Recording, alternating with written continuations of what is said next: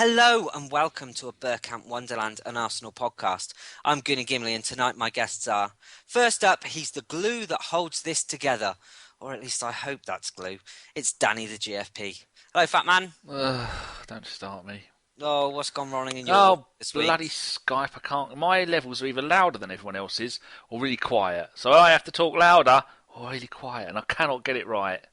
And am I right in saying you encourage people hurling abuse at you for this? Oh yeah, feel free. One bloke said it's because my ginormous ego, that the one time mine was louder, that I do it because I have an ego. I said, yeah, you're right, and had my people go and descend on him and beat him. Well, it sounds like after 2 years he's got your number. That's at the _GFP, everybody.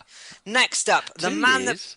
You what? 2 years? We've been doing this 4 years. Have we? What, Yes. in total? Yes, including Steve's ball. You started October 2012 and I started November. Oh, Hey? just the fun that's in that time. Hold on, that might be not right. It might be 3 years. Because you hear that? Oh yeah, they're shouting at us. You fucking idiot! It's 3 years. Fair enough. Yes, I'm sure As it you is. were. Right. Next up, the man that brings the positive, and we hope he's brought it in spades tonight. Geoff Arsenal, ladies and gentlemen. Shovelfuls, I've got shovelfuls, Gimli. Oh, you sound very distant there. You sound like you're shouting at us from down a hole. No, mate, no, He's on a far Mac. from it. I'm on a. You know what? I'm on my iPad tonight. I've had a bit of a debacle with my normal PC, but I'm here to try and hold the fort. He's recycled his old PC with his bare hands. It's in bits. He sent it in for cash for PCs. No, he smashed the hell out of it. Well, it's what do you call that Friday tomorrow? What do you call that? Black Friday, is it? Whoa. We'll have no racial connotations on our... Oh, I've got to be down there, mate. Is it called? Is that what it's called? Or am I wrong in saying that? It's Black Friday, yeah. It Black is. Friday, yeah, there you go. See, God, you had me worried there for a minute, Gimli. It's the only time in the world where someone could get punched in the face for a flat screen telly. I'll have to get someone in the queue as we speak. Well, there you go. I can give some consumer tips, but we ain't Watchdog. Just whatever you do, do not go to Argos in Huntingdon, because a certain little lady that we know is working there tomorrow and she's not happy. Don't say that, Danny, because you know she's just got loads of people that listen to this. Oh, she's been knocking people out left, right and centre with swinging with a long-leaded kettle. Have that, you slag. Get out of my shop. Just see microwave fly across the room. That's it. No, you can't. Fuck off. It ain't Christmas. It's not fucking Christmas. Get out. Right. Next up, Leeks and Daffodils. It's Jason Davies. Oi. It's just short and sweet for you tonight. Yeah, it feels like that tonight, you know? Yeah. Well, what have you been up to this week? Fucking drains are blocked. I've got a dentist. I've had a titful. You've not shit properly in 3 days. No. Confirm or deny you were out on Saturday night punching nuns in Tredegar? No, that wasn't me. Yeah, by the way, the only Black Friday I know is the Friday before Christmas, where every Valley boy goes smashing somebody in the face. It's ridiculous. They're all pissed up, but it's not good. I shall look forward to Friday in Merthyr Tydfil. All this nonsense of going shopping. For pity's sake, get a life. Yeah. Yeah. It's just Welsh justice. Right. Bugger off. And finally, long-time friend of the show and joining us from all the way across the pond, it's Pedro, or as you might know him, LeGrove. You right, Pedro? Good. I'm good. Thanks for having me on. It's been such a long time. I think last time you joined us on a transfer deadline day a couple of years back. Oh, God, is it that long ago? Yeah, it really is. Oh, well, good to be back. I dropped you a DM last one. You never replied to me. Oh, sorry. I think we've signed one player since then, haven't we, now. Peter? This is embarrassing. It's terrible. I've just singed him live on air. Right then, we'll start off as we always do with the scores across the board and a loan watch. Danny? I was just flicking through the channels. Righto, which one do you want first, the scores or the loan watch? Give us the scores. Oh, here we go, Miss Dawes. The under-18s, we beat Brighton 3-1 away, with Tyrell Robinson got a couple of goals, and Yassin Fortune scored our third. So at the moment we're fourth in the league, 4 points behind the leader Derby. I cut and pasted this bit and then forgot to delete it back again, so that bit's missing. I think we have 5 games in hand, so that's not too bad. The next game is away at West Ham on Saturday, 11am kickoff. Remember, if you do go, mention the ABW podcast to get your 0% family discount. Just go and tell Karen Brady that I sent you. The under-19s, which is the under-19s, only applies to the Champions League group, same group as it is with the adults. Adults? That's not right, is it? With the first team. We were at home to Dynamo Zagreb. They beat us 2-1. Stefan Mafidi scored with 11 minutes to go. We're already 2-0 down and nothing happened. So, yeah, a bit surprised. But we're both top of the group. I think we've both got 10 points. I was looking at the group table the other day. In the under-21s, we lost 1-0 at home to Stoke. And we're now 4th, 8 points behind the leaders Chelsea with no games in hand. And their next game is away at Brighton on Monday with a 7 p.m. kickoff, but don't mention us because you'll get charged an extra 10%. Here we go. Lone watch. Szczesny, he started in the midweek game for Roma against Barcelona, got absolutely tonked 6-1. I did the hashtag pray for Szczesny, and I think Pedro favourited it. Got a little retweet, that one. Did it? Oh, yeah, thank you very much, sir.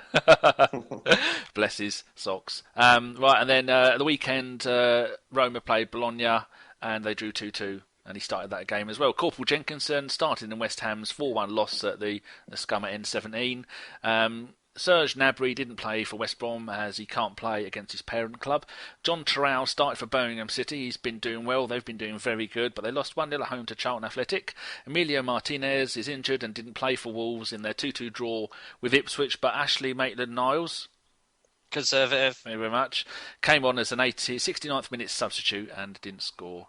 Wellington 1-goal Silva didn't play for Bolton because I think they've finally given, it sounds like they're after him now. Are you playing GTA, Pedro? Honestly, police absolutely love it. Leave me alone. I'm on a podcast. Yeah, shout that out the window. Yeah, good luck. All right, Chuppa Apcom started for Hull. Apcom. Oh, sorry, bless you. Started for Hull City, and Zach Hayden was an unused sub in their 1-1 away draw at Bristol City. Gideon Zelalem. No. Thank you very much. Better late than never. Oh, hello. That's a little bit extra. That's cheeky. Bit of a bonus. He started for Rangers in the 1-1 draw with Livingston, but I think they've won every single game apart from this one, and I think they lost one as well in the league, but they're going up. Yaya Sano Goals was an unused sub as Ajax beat Canberra 5-1, and he is currently on the bench as Ajax. Last I looked, they were losing 1-0 away at Celtic in the UEFA Cup. And Irish legend Stephen O'Connor has been loaned out to York City, who are 23rd in League 2. That's Division 4 in old money. That's him done, as they have had one win in the last 16 games and lost 7 in a row. They are dog shit. So, yeah, good luck to him. You've got your work cut out there. And I do know he's not Irish. Is that the lot? I think that is. That's all. We did have one who was on loan at Barnsley, Dan Crowley, but they've sent him back. He's too good for them. What did they send him back for? I think they did say that he's too good for that level of football. I did read something, but I can't remember exactly what it was. I was going to know, you should know this type of shit. It's negligence like that means we don't win FBAs. I was having a discussion with someone about that the other day, and then I realised as I was executing them a rigging, it was on the pod account. Sorry about that. We're not bitter. We ain't better at all, but they can fuck us next year. Apart from the fact that the winners had 4,000 followers on Twitter, Geoff blocks more than that a day. I know. Oh dear. Anyway, it's not. If I was running it, I wouldn't want the same team winning it. The podcast winning it every year. They're running it as a business, as the 1,000 emails we get a week, and now we're paying penance for that. Anyway, there you go. I've got some questions ready later on. There's about 7. Well, we'll state that these are not the thoughts of a Bergkamp Wonderland, just Danny the GFP and all of its members, but not a Bergkamp Wonderland in general. Doesn't matter. We've gotten one anyway. I mean, well, Jason's got 2. Jason's got both of them. You Welsh cunt. Give them back. What have I done? Nothing. To go back to sleep. We'll give you a nudge when we need you. For all the people that don't know, right? He went to the awards last year. I think paid for it. Right? He picked up the award. I said to him 2 things for that night. I said, I don't mind, you taking them home, but I want the bottle of Carlsberg. He made some shit. It went off. It went off. No, it didn't go off. It gets poisonous after a year, I heard. Do you honestly think they're going to take a magnum of beer to an award ceremony that goes off a month later? Fuck off. Well, I think it does. I saw a thing on Watchdog, didn't you, Jace, where they've been exploding and killing people. Oh, shut the fuck up. Wish it exploded and killed I'm not being him. funny. I got photos of me drinking it. I got thought to be showering in that Magnum You're a tit, of Davis. Carlsberg. I'm not being funny. It was Carlsberg. It was cheap shit. Okay, let's move on. Funniest thing is, I'm an alcoholic. I didn't even want to open it. You fucking drank it. You don't You even are care. such a nonce. Get on with the show. Do you know what? It sits real. That cuts real deep, Davis. That cuts deep. You wait. Right. Oh, Chinese burners in the offering. Oh, I'm having a very public meltdown. We'll move on. 2 games to talk about tonight then. And the first one comes in the way of our 2-1 loss against West Brom. So to pick the bones from this one, let's go to Pedro. Bad result. I think it was we kind of got away with it because City lost on the other side. But I think the biggest issue that came out of it was the Coquelin injury. I think it's like 3 months that he's going to be out now. And then immediately we saw kind of the failings of the summer unravel with the result with Arteta coming on and then picking up an injury and then Flamini coming on. And now it's kind of, I don't know, I feel like Coquelin's one of the most important unsung heroes in the team. And I think the fact that we don't have somebody in the side that can take over from him is a real worry. So that's kind of, I mean, we should go into this in more detail because although, there's all the game to talk about, this is probably, some could argue, the turning point in our season. Geoff, I'll go over to you. And the main question that's being raised, I see over Twitter and over Facebook and over the Arsenal community in general, is that it all boils down to the lack of spending over the summer that we're stuck in this position. Coquelin, big loss, isn't it? Yeah, I mean, he's been so influential for Arsenal since he's been back from Charlton. Greatly improved player. Every, game on game, he's been so influential. Brilliant in the job he does in breaking up play and keeping it simple. But, it is what it is. Unfortunately, Monsieur Wenger did try to strengthen, but if he didn't find anybody suitable, for whatever reason, he's been taking a lot of stick. I know, because everyone could see that we'd maybe need a replacement for Coquelin if he gets injured and when he gets injured, or if he needs a rest or whatever, which I can agree with. I understand that, but you can't just I think Wenger wants to buy a first team player, not a make weight or someone that's going to come in just do a job as and when. I mean, we've got them already, so to speak, in Flamini and Arteta. I know Arteta's a little bit injury prone. I can run with that. That's fair enough. But a little bit injury prone. Well, Geoff, you're being too nice to him. Well, what can you say? It is difficult, isn't it? He'll get back to fitness, and then unfortunately, if he breaks down, we just got to run with it. We've got to make the best of what we can and limp through to January, and hopefully, everyone should be back. But we've got. Wenger has said before that he believes that we have enough to cover in that position. I don't see any reason why not. We was all screaming and shouting about this central midfield player that we needed before Coquelin came in. So who's to say that we won't do it again and someone will come in and do the job that we require until January comes when he hopefully he comes back. Bringing it in spades, Geoff, I see. Jason, you've always been someone that's been fairly straight down the line with Arsene Wenger.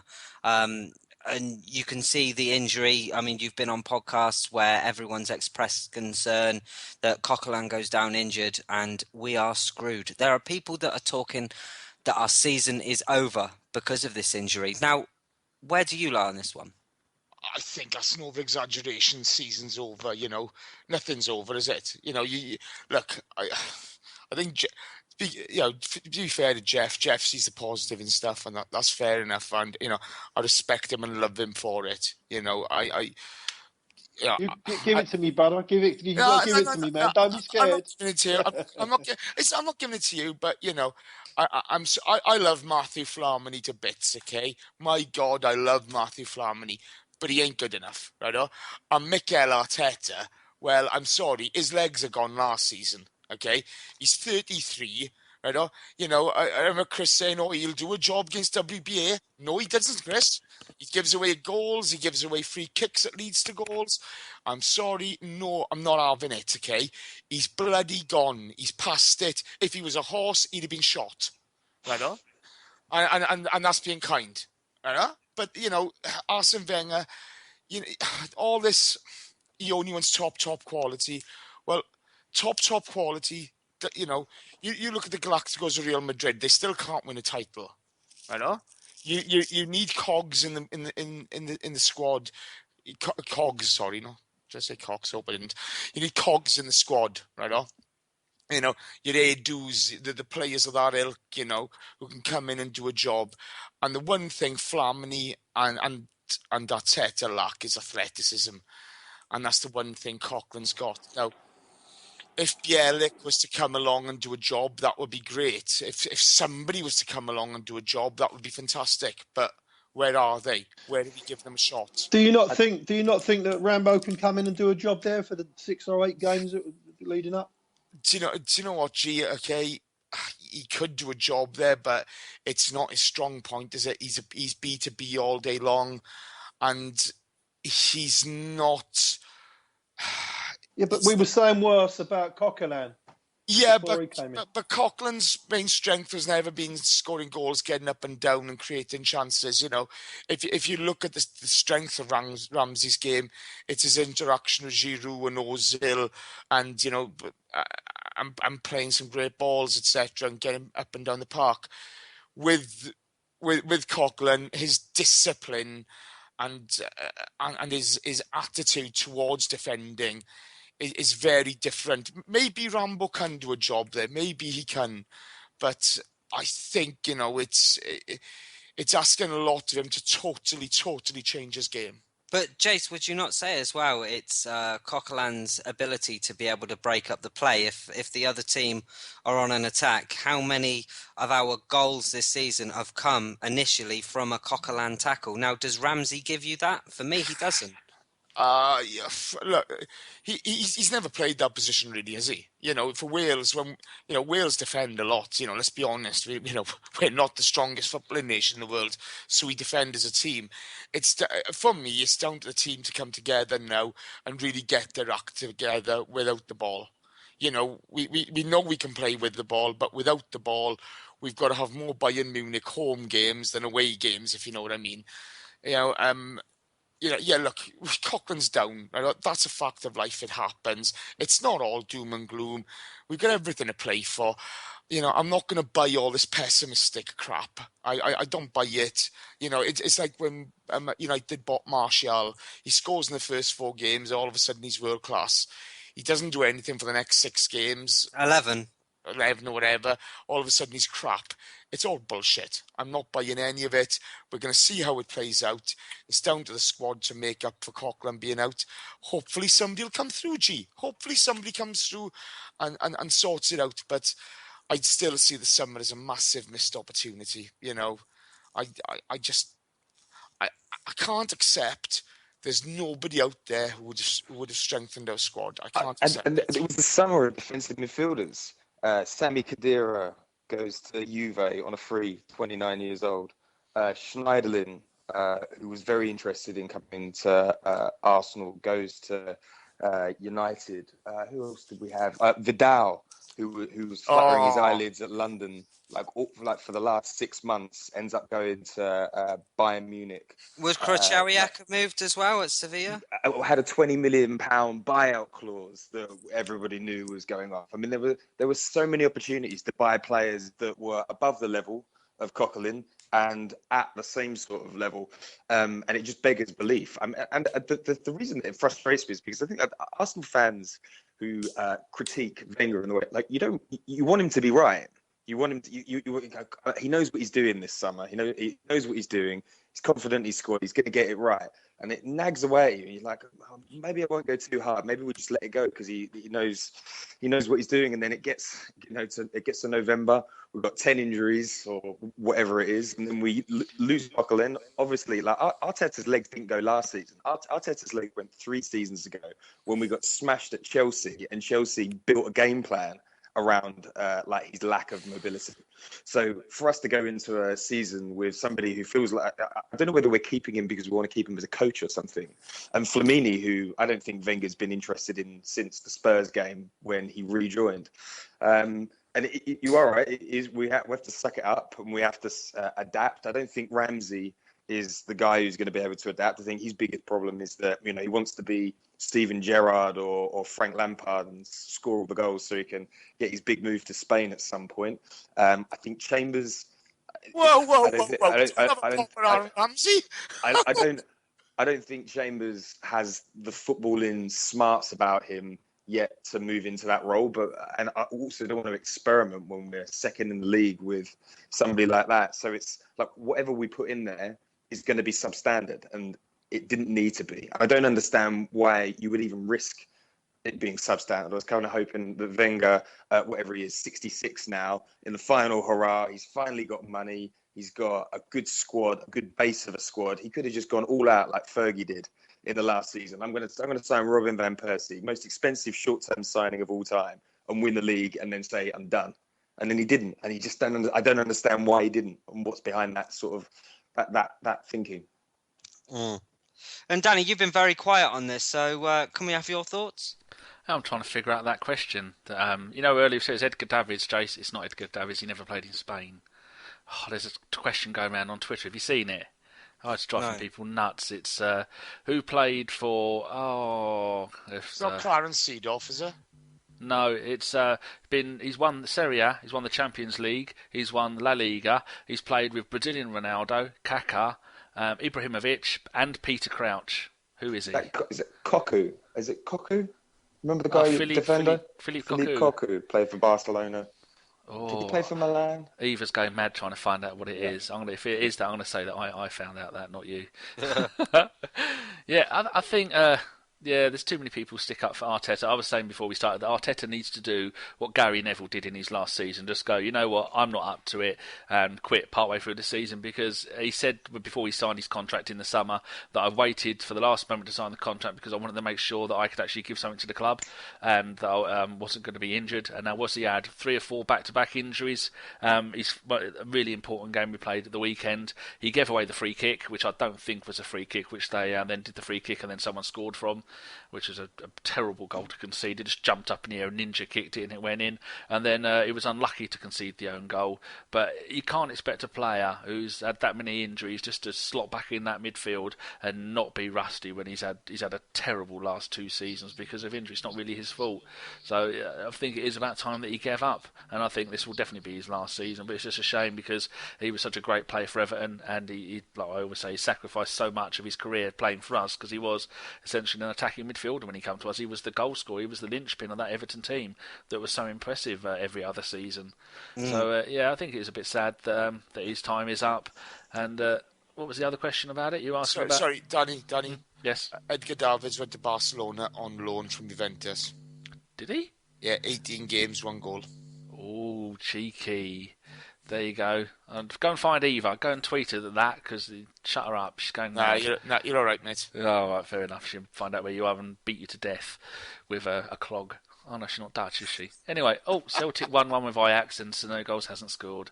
Jesus. What were you asking about Coquelin? Yeah. I'm coming to you with a question. It's like, it's an abortion. Pedro, I'll come to you next. And I said just before this show started that Arteta has got a lot of criticism. But at the end of the day, if the boss wants to play him and he's there, then, you can't necessarily criticise him, can you? Can't criticise the decision or criticise the player? Or criticise the player if the boss thinks he's good enough to play and he's still at the club, because surely, if he wasn't good enough, then he wouldn't be there. Well, I don't know about that. I mean, he's not good enough to play for Arsenal, and he hasn't been good enough to play at the level we need him to play at for 2-3 years now. I don't see in a league that has so much power and pace right the way through it where his game would fit in. Like he'd be fine in somewhere like Serie A, but not for Arsenal. And keep on going back to it, but like Wenger should have been more ruthless in the summer. I don't think that we should have kept Flamini on either. I think he should have been moved off. But I guess the thing is, why don't we have a player coming through in that position? I mean, that Bilic guy is now playing centre back, from what I understand. So he's not like a long term solution. And then outside that, Callum Chambers doesn't really. I mean, maybe I don't think he's a particularly good centre back at the moment. It doesn't instill you with confidence. No, and I think that I'm sure he'll be a very good player because I think he's pretty good technically, but I think he's going through that phase that all young players go through, where they're trying to find themselves and work out what their role is and how they want to play. So I think I think if you throw him in at defensive midfield, he's either gonna excel and completely own it, which is kind of the 10% chance, or the 90% chance is that he won't do a very good job, and then his confidence will crash, and then you worry that you'll get a sort of Senderos effect. And I hope that we don't have to do that to him. But it's just an unnecessary problem. Didn't need to happen, and hopefully our season won't unravel. I think we've got a pretty good December. Being out of the Carling Cup or Capital One Cup helps. We've got a nice sort of 8-day break before City. We've got some of our key players coming back. And I think the one player we haven't mentioned is Jack Wilshere. I mean, Jack had 6 man of the match performances playing in the deeper lying midfield position for England. He's actively said, I'd like to play in that role. I mean, if he could prove his fitness and he could, grab the ball by the horns and make that his position in the same way that Coughlin did last year, then perhaps we do have an internal solution. But I don't know when he's going to come back, and he can't seem to string 5 games together. So let's not get our hopes up there. No, that is a very good point. Danny, you're the stat man. Just how far away from fitness is Jack Wilshere? I'm not a miracle worker. I'm not a soothsayer. I've got no idea. Like Dom always says, that because his original injury with his dodgy ankle, the only way to get that ankle fixed, because he compensated, which is why he runs bow-legged now. And I'm sure Dom said, he shout at me if I'm wrong, that the only way to fix his ankle is to re-break it, reset it, and teach him how to run properly again. And that's best part of 2 years. So he's never going to do it. He's just going to constantly have it. It's because with his ankle being twisted the way it is, you put in so much pressure on one side of maybe the tendons, the ligaments on his leg, and so it's always maybe the hip one, something along the line. He did do me a drawing and to show what it was, but I don't think he's ever going to be fully fit, and he's going to be one of those players that's going to be what could have been. But it's just one player that I really want back, because there's no player at Arsenal with more passion for the game than he is, and he just reminds me of Arsenal players of old. But the sooner he comes back, the better. But it's just going to be always injured. Well, probably. Such fucking doom and gloom. I think that position does suit him with regard to. I honestly don't believe that if he. Personally, I think it's a better position for him, because he can play that quarterback style, if you wish, rather than every time he's got injured is when he's been charging forward into 15, 16 stone men, and with his legs hanging out. And unlucky tackles, Geoff. The one at Man United with, is it McNair? That was an unlucky tackle. Yeah, there's been a few of them when he's just been caught, But it's always been in the situation where the ball has been there for someone to win, and he's gone to try and nick it, and he has nicked the ball, and he's been cleaned out over on his ankle, and that's been a problem for him. But that's the way that's the style he plays, and I said it last year. I think for Jack to get in and get a good run in the team, and to keep his fitness, he's got to change his style of play. He's got to change his game, and maybe to drop him back into that. That quarterback role, so to speak. I think it might suit him. Well, I know he's still got a tackle, but it's a different kind of tackle. You're putting the tackle in rather than the guy's tackling you. And I think he's ideal. He's fantastic on the ball. He's tidy. He can see a pass. He's educated in the game. He's got good pictures in his head, so he can see what's going on. But that defensive midfielder position is if you get yourself in position early enough, it's all about the angles, isn't it? If you get in position early enough, that does the work for you. Yeah, no, very true. Geoff, I want to stick with you then, and we'll move on to Zagreb at home. 3-0 on the night, and our hopes of qualifying are still alive. So if you could talk us through this one, bud? Well, yeah. I mean, first thing was what was really good was the lights that came on and off. I don't know whether you saw the light, the floodlights flickering around the stadium. That was fantastic to welcome the players onto the pitch. It was a game that we was under a little bit of pressure because we had to win the game, and we obviously had to, rely on Bayern Munich to beat Olympiacos, which I think everybody was confident of, and but I think it was a near perfect match. It was Dynamo Zagreb didn't really offer too much apart from the first 5 or 10 minutes, but once we got the first goal. And then we scored quickly afterwards. I think it was only going to be one winner, wasn't it? It was a matter of how many goals we were going to win by. But I think the man of the match, and again, I think has been our best player for the whole season so far, has been Mesut Ozil. I mean, what a performance from the guy. The first goal was brilliant, and it's great to see. I think he's changed his game. Now he's settled down a bit. He's changed his game now, where he is making them runs into the box as well as creating. He's looking to score more goals, and I do believe that he'll get a few more. Hopefully he can get into a position where he gets 15 or 18 goals for us, like Freddie used to years ago, and Bobby Perez. And that helps us in the goal scorer. And that's apart from his obviously his fantastic assists, but. Apart from that, I think we really, really played well. It was like two games was chalk and cheese, the West Brom game and then the Zagreb game. So it's all looking good. I think we're right. I think we'll go to Olympiacos and we'll win by 2 or 3 goals, hopefully. Pedro, how did you see it?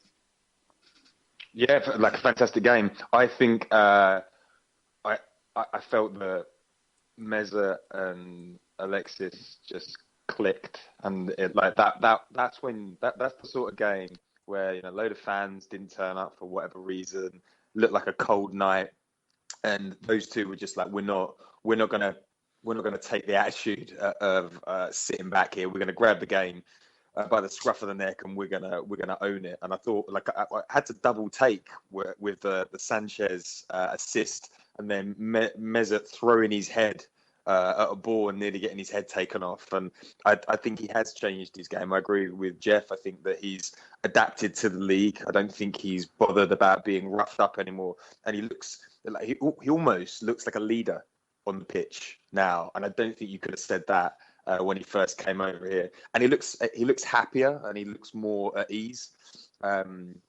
I saw the press that he's back with that girl that he broke up with a couple of seasons ago. So whether that's impacting his game, but he looks like he's really enjoying it. And I think that he also enjoys the adulation of the fans. And now if we win by 2 goals, is it, or 3-2 against Olympiacos, then we go through. And we're in quite a good situation in the group stages because the other 3 English teams in the competition are top of their group, so we can't play those. So then we have Barcelona or Madrid that we could play, or Benfica or Zenit.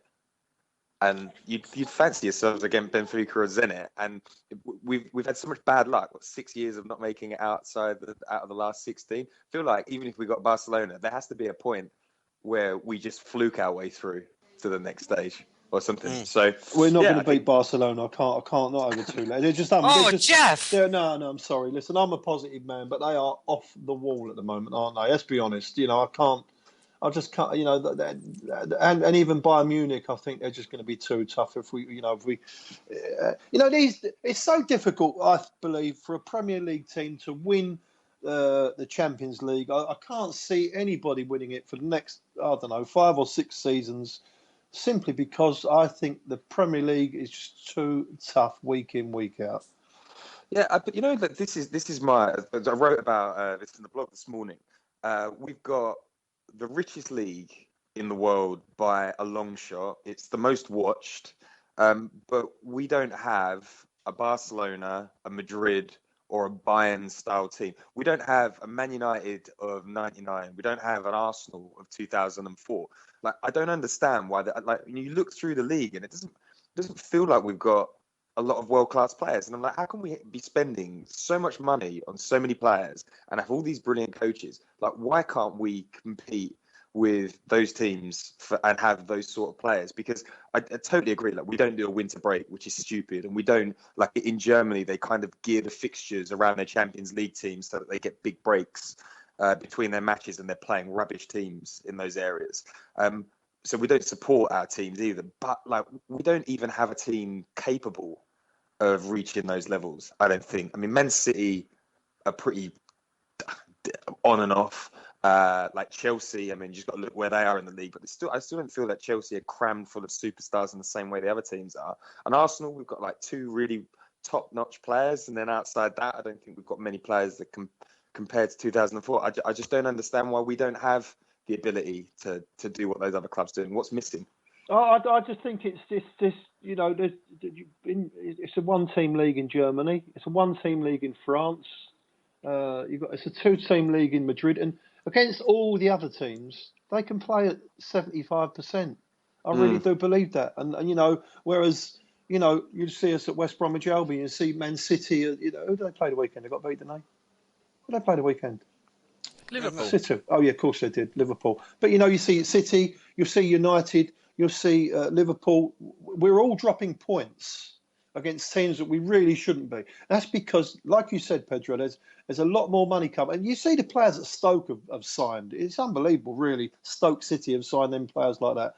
There's a reason for that. It's because they've got more money. They can give to 70, 80,000 pound a week or something. You know, big money as regards to what they've been paying in the past. And that's the reason why. And the Premier League is getting better. It's getting stronger.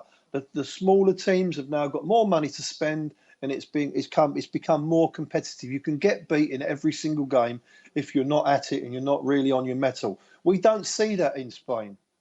You know, you'll get a shock defeat every now and again. But when you don't see, I mean, Germany, it's ridiculous. It's gone to. I mean, Munich are just going to win it. They're going to walk it, aren't they? By 20 or 25 points or some ridiculous amount. You know, and the same in I think in France. At the end of the day, you'll get PSG will win it, and that's the reason why they haven't got these games all the way through the season that are, you know, what I call kick, bollock and bite. You've got to go and you've got to earn the right to play, and you've got to win those games. Where, you know, they haven't got that. Where we do. Whilst I agree with you, like pound for pound, we are the strongest league in the world, no doubt about that, and for exactly the reasons that you say. But it seems the lower end of the scale, teams like Stoke are getting much stronger, and they're by, you know, like the average teams now have 3 or 4 really good players.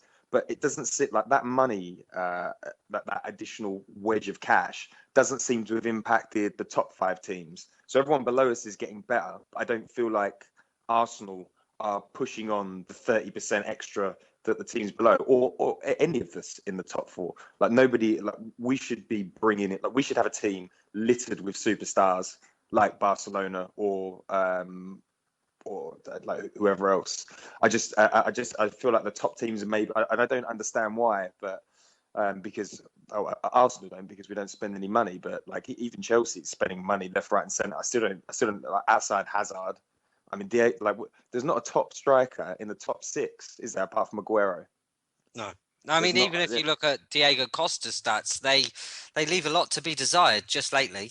He's an okay striker. He's not a world beater by my reckoning anyway. No, he's not a Lewandowski, and that's a problem globally. But it's just interesting that like the top 6 is a bit meh in the Premier League, even though it's strong and will give people a run for the money.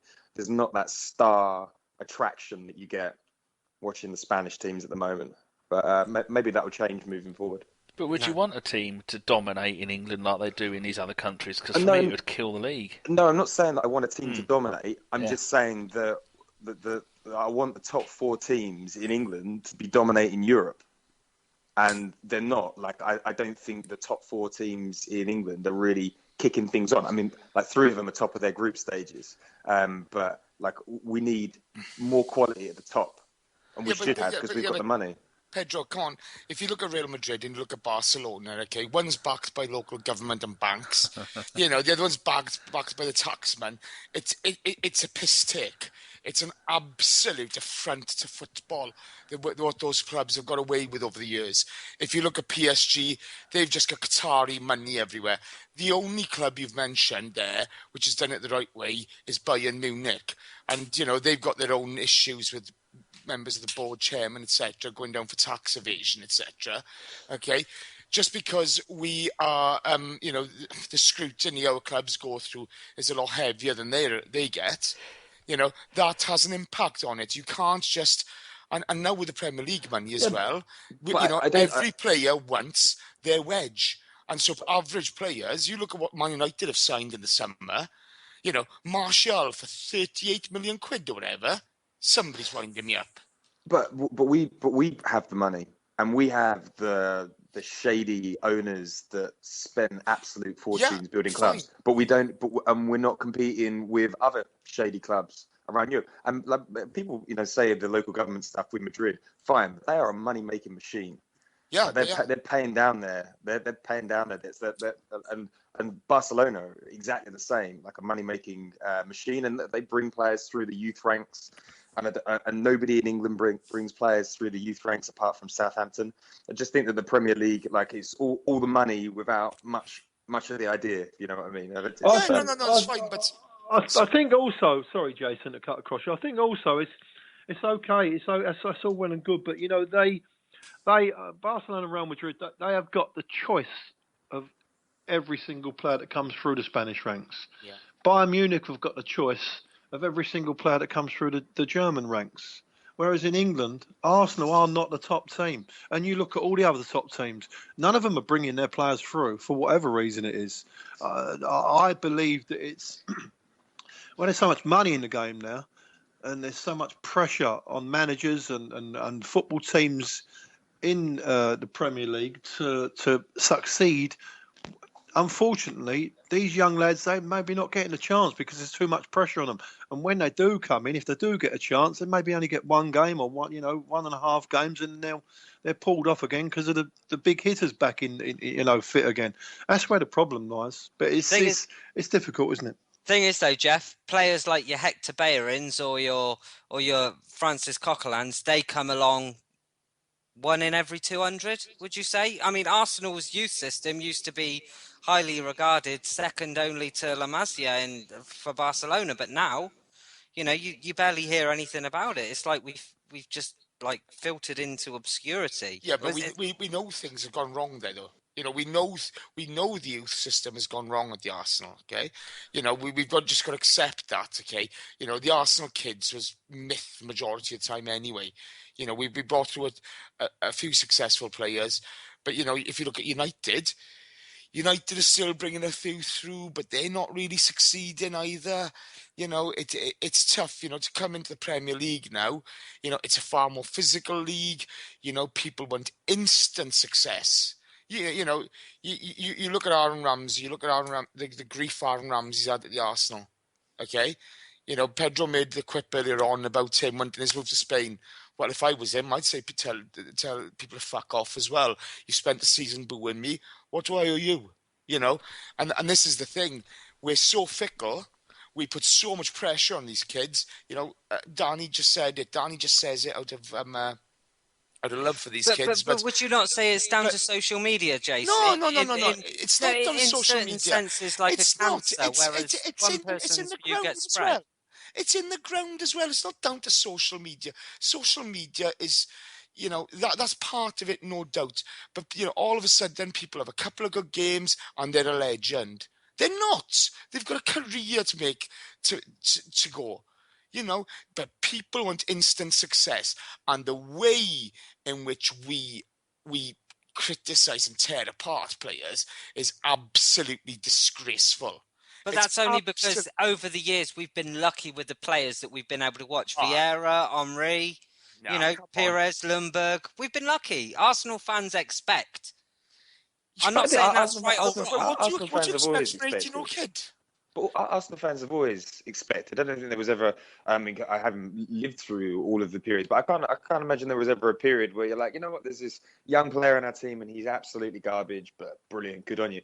Like football fans expect, because this is the highest level of sport in the world. So you have to be good. There's so much money in it, and these guys are fighting for £10 million a year contracts. They should go in there good, and there's not a lot of time to. And I think Arsenal fans were incredibly patient with Aaron Ramsey, incredibly patient with Theo Walcott. I think we're one of the most patient fan bases in the world. Definitely. The Emmanuel Aboué incident, where the poor guy's got to be pulled off the park after coming on as a substitute. He was Jace. He wasn't young, was he? He was awful that day. Guys, if we are genuinely trying to justify booing our own players, okay, I'm fucking done with it, because I think it's an absolute disgrace. Okay, you can criticise them. I've got no problem with that. I've got no problem with criticising players. Santi Cazorla slipped on the weekend taking a penalty. We had enough chances to beat WBA. We didn't. They deserve criticism. Okay, but when you boo your own players on the pitch, do not try to justify that to me, because I just think it's shameful. It's shameful. But I think you have to go a long way back to find an example, and I think actually half of that situation was booing Wenger as well for like the weird decision. So and I don't get me started on the cheat Arsene Wenger. Don't get me started on that. I don't think booing players is what Arsenal fans are about. I think that's very our manager as well now. That's really classy as well. Come on. It's football fans. I don't think you can talk you don't go to football for classy behaviour. Madrid get the white handkerchiefs out. So do Barcelona. They do it all across Europe. I think showing displeasure at a football ground. I think Diaby came out and said the fans are too lenient on the players, and that's Diaby. So I don't think the players would critique the fans. I think the players understand if you don't play well and you get rough ride by the fans, that's just part and parcel of growing up in football.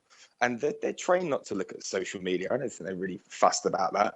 Aaron Ramsey's earning 120 grand a week now. I'm sure he's totally over it, and I'm sure that it's made him tougher. Just like being criticised in work by your boss makes you tougher, makes you better. You learn from these things. I think they're a very model kind of. They're looked after. I don't think there's any problem with that. And I don't think Arsenal fans. You justified all you want, Pedro. I don't buy it. It's not justified. I'm not trying to justify. I'm just saying it's part of life. Sorry, mate. You're trying to justify it there in my eyes, and I don't buy it. It's not the way I've been brought up. I don't accept it. Yeah, we can be disappointed. Yeah, we can criticise. That's fine. I just don't buy that sort of crap. Well, there's always. I mean, we've had players. There's always one or two players throughout the season. It's whoever the flavour of the month. I mean, we had Ramsey, and we've had obviously a Buey before that, and I mean Giroud. I mean, he's had it for ages, and it's continuous. Even though he keeps on nicking a goal here and there. I mean, his goal record is unbelievable, mate. But even our fans, Geoff, were questioning Sanchez a few weeks ago, just because he'd had a couple of games where he'd not scored a goal. And, I know it's another subject. Well, there's a little bit about Arsene Wenger saying today that he's got a little bit of a hamstring problem, but he is going to play him against Norwich, so I will go into that a bit later. But, yeah, our fans, when he went through that lean streak, I think it was about 2 months ago, and he came back and he literally scored a hat-trick the next game. And it's like some fans, it seems like they lose their faith a little bit too early. Yeah, you know what it is? It's the instant gratification society we live in. But if you don't do it every game, you're shit. Absolutely. Look at Nacho Monreal, okay? He's taken some boosts, okay? Last season, when we took off from Gibbs, he was crap, rubbish, terrible player. All of a sudden, now he's world class. Jace, same thing as well. Walcott took a shitload of abuse, and I'm one of them, because I think Walcott's been very poor. But criticising as a boost. But people said, oh no, Walcott's, even all the pundits on the telly, even Martin Keown said it, Walcott is not a main striker. And then all of a sudden, a couple of weeks back, Walcott gets injured, and it's the end of our season. So what the fuck's wrong? I don't know, mate. I don't know. I just don't see. Social media has got a lot to do with it, because back in the day, I agree. you never heard. You couldn't voice your opinion at players. They never used to hear it, they never used to see it. If it was any criticism, it would either come from an outspoken manager or someone in the press or something like that. We did have players that got grief, though, back in the day. It was like Jimmy Carter, Eddie McGoldrick, Siggy Johnson. They're all players that the fans never really attached to. And they used to get grief during the games, but then if they had a good game, I mean, Eddie McGoldrick had a really good game the day he got injured. I think that was the last time he played for us. He scored a couple of goals another game. He was really good. But, yeah, there was like the Powell Iderson, another one. But the players, if they were playing nowadays, they'd be booed off the pitch every time they touched the ball. Well, yeah, I mean, but Debussy's getting stick as well now. Debussy, there's 3 or 4 of them. Just because they're not, they're not the flavour of the month, or they're coming back and they're not having a good streak. There's too much of it. Just you've got to persevere with these guys. Thing is, though, Geoff, and this is a prime one for you as well. I think with Twitter, you get a few people that can screenshot and make funny Arsenal pictures and nice Arsenal pictures. They get, maybe 10, 15,000 followers, and all of a sudden their opinions are latched onto by many in the outer scales of the Arsenal community. Geoff, this is why I was going to bring you into it. Because I think last time I looked, I think you've got about 138 followers. And Pedro, this applies to you because you do daily blogs. Are you ever conscious about what you tweet about certain players, especially when it's critical on those, Geoff? No, not at all. I'd say everything on Twitter that I would say to a man's face or a person's face. I wouldn't, and that's everything I say is my views. They're only my opinions, and I would imagine everybody is the same. You do get trolls that come on there just want to say something to get a bit of attention. I mean, it is what it is, isn't it? Sorry about that, G. What's wrong? Trolls looking for attention. Oh, you missed the joke. I thought you were on about that noise in the background. Sounds like a dog snoring. No, it is. You know what? It's like a bad porno. I've got a little Pekingese. She's sitting right underneath my feet. That's okay. My daughter's little Pekingese. Bless her. Can I go back to a point about that Pedro was saying earlier about why none of our English teams dominate in Europe? I was just looking: Real Madrid, Ronaldo, Bale, Benzema, whatever you think of him; Barcelona, Suarez, Messi, Neymar; PSG, Cavani and Ibrahimovic; Bayern, Lewandowski and Muller. If any of those players were playing in the Premier League, they'd be right up there with the top goal scorers. Because as soon as a player is any good, those clubs go and nick him.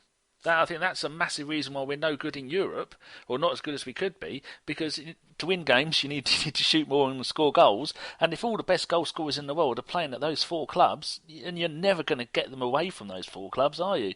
And I think that's a massive problem. But Danny, you look at Barcelona, right? Messi has just been out for a couple of months. Who stepped up? Neymar. It's almost as if Neymar was the forgotten man at Barcelona. Messi gets injured. They're playing him out wide, weren't they? Yeah, exactly. And he piles in with a couple of goals. All of a sudden, if our main player, say Alexis Sanchez, got injured or something like that, would you instantly be able to say that there would be somebody else that would be able to pile in with those crucial goals? Well, he'd probably play Ramsey on the left. But look, Neymar. No, the answer is no. There isn't. It's all about the quality of player. Barcelona, Real Madrid, Bayern Munich, they've got massive money that they can spend every single year. They can buy the Galacticos. They can spend 70 and 80 and 100 million euros on any player that they fancy. And once they've got their main team, their bulk team, they can just add to it every season. It's not just the wages, though, is it? Because in Germany, they don't get paid as much as in the Premier League. Oh, I don't know. Someone told me that. I don't know. Isn't there for a wage cap for the younger German players? Like, until you hit a certain age, you are on that wage. That's it, even if you are the best in the world. Well, I've heard that. Yeah, I think Rafi might have said it. Could well be. I think Bayern Munich pay top money. Don't worry about that. They pay more money than Arsenal. I would imagine. I don't know. I'm pulling it out of thin air. It might have been on the Guardian podcast that I heard something along those lines, that we pay the highest wages that we pay in this country aren't as high as are more than what the players get paid in Germany at the top clubs. On average, I would imagine, yes. It's only for German nationals, though, Danny. I think he said at the time that if you were below a certain age and you were a German-raised player in the lower leagues, and they did it to basically keep a player's feet on the ground, because nobody wants an 18-year-old who's the best in the world on 60 grand a week. But if you went and signed like Bayern did, Kingsley Coman, you could put him on, 80, 90 grand a week, they wouldn't mind. But for the German homegrown players, I think until they reach a certain age, there is a wage cap in place. But listeners, message the podcast and let me know if we're right, because it's always nice to be known. But we should really go back to the actual Zagreb game, because we kind of angled off there, didn't we? Interesting though. And we won't talk about Mesut Ozil, because he was just amazing the whole game. There's no words that you can use to describe him. Jace, I'll come to you next. And one thing I wanted to talk about was a lot of people on Twitter this week, yes, Twitter, are comparing Mesut Ozil with Dennis Bergkamp and saying that Mesut Ozil is a better player. Now, where do you stand on that comparison? Because I think this is a fairly decent debate. I couldn't give a monkeys. They're both great players. I don't care. The great part was him scoring with his head, running the game. He was just magnificent. He really threw himself about the park on Tuesday night. He was fantastic. And as Pedro said, he's grown into the team. He's really becoming a leader now, and he looked bloody dangerous. He looked really dangerous in front of goal. It wasn't sort of Mr. Assist and what have you. He looked as if he could score a few. And there's been talk that he's staying behind in training and practicing his shooting. Maybe he can get Santi to stay with him a bit. That would be lovely. But he's just fabulous at the moment. But comparisons, I don't care. I haven't got time for it. I'm bored of it.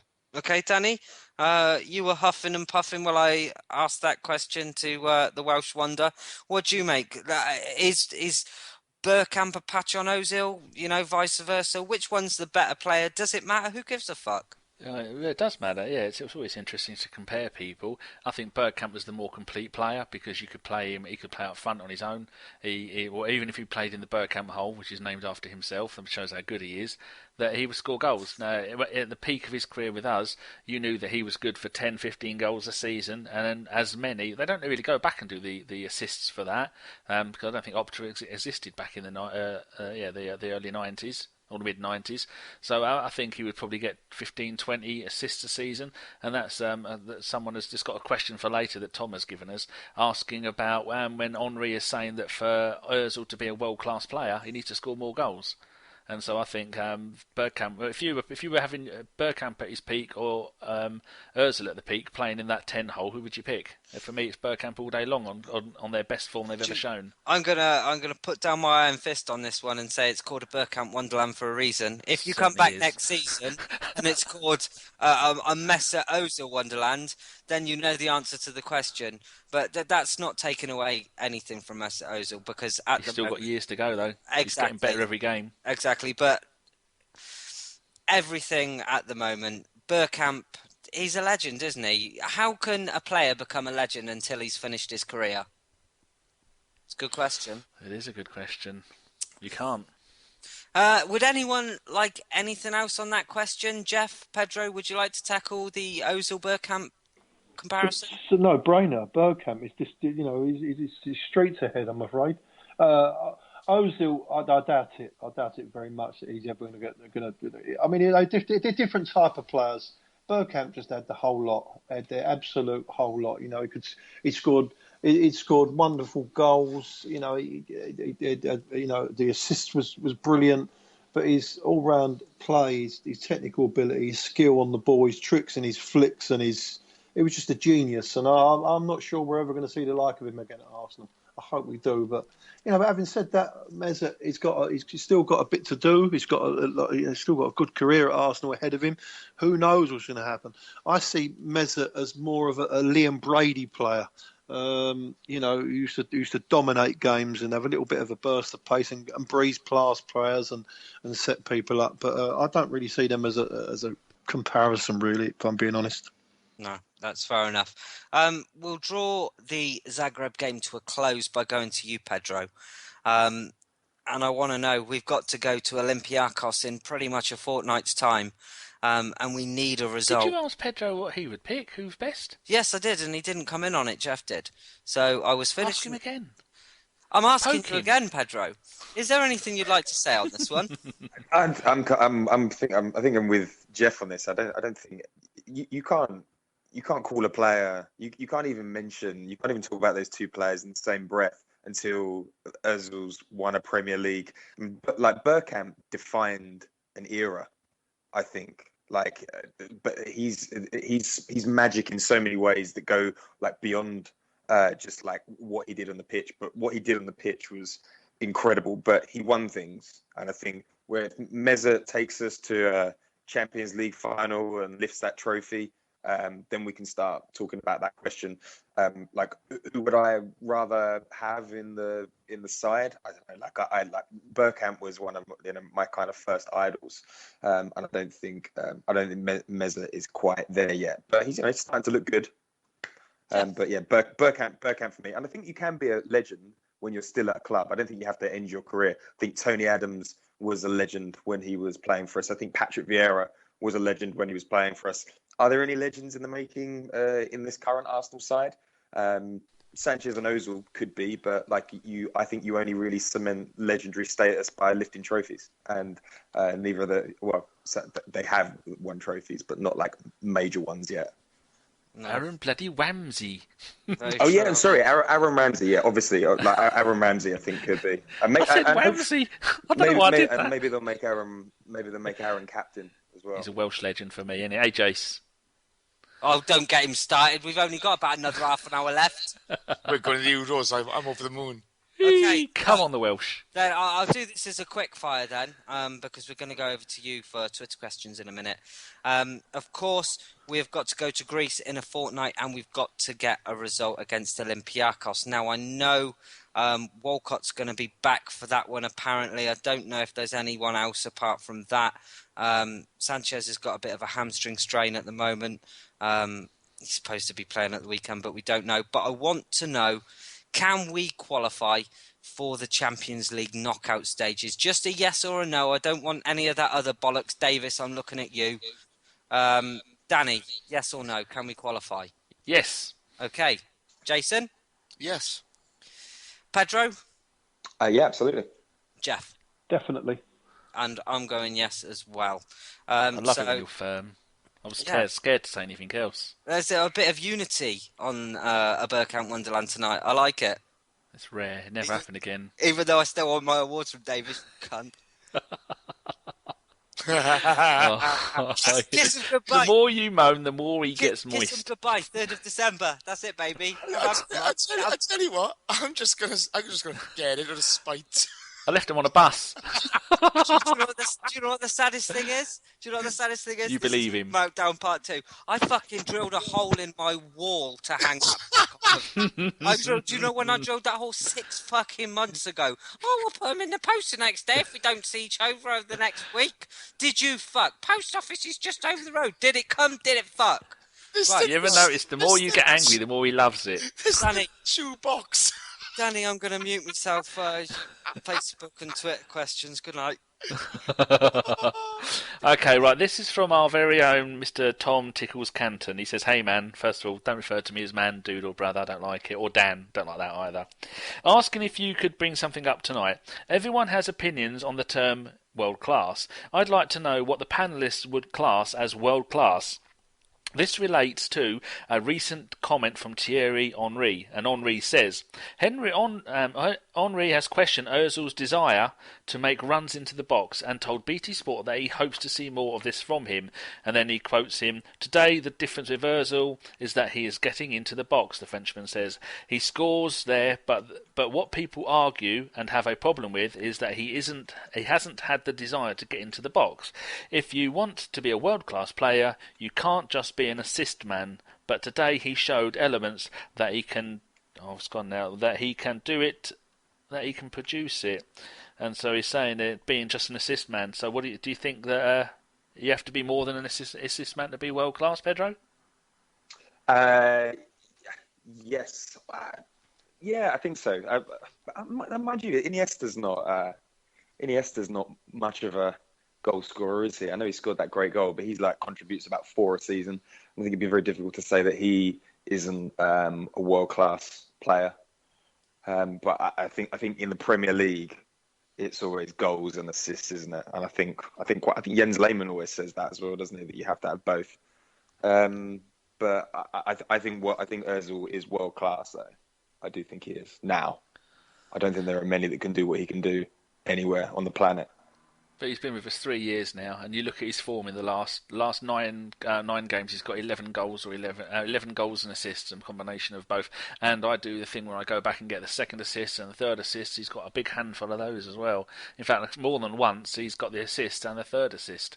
So he's involved in so much of build-up play. Jace, any wise words? No. Fair enough, Geoff. I think that, when you're asking about world-class players, I mean, it is a term that's just is floated about all over the place. Oh, he's world-class. I do it myself.